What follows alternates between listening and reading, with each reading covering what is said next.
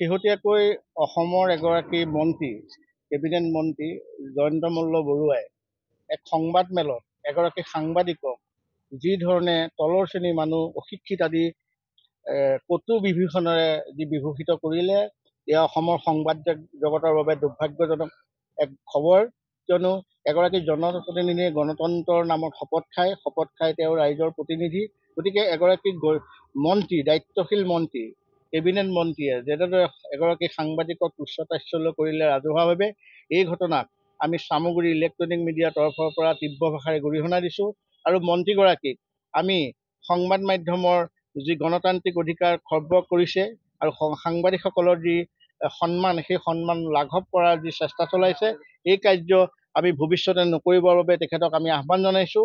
আৰু জয়ন্ত মল্ল বৰুৱাৰ দৰে এগৰাকী মন্ত্ৰীয়ে এনেদৰে তুচ্ছ-তাচ্ছিল্য কৰাৰ লগে লগে গণতান্ত্ৰিক বিধি ব্যৱস্থাটোৰ প্ৰতিও প্ৰশ্ন আহিছে।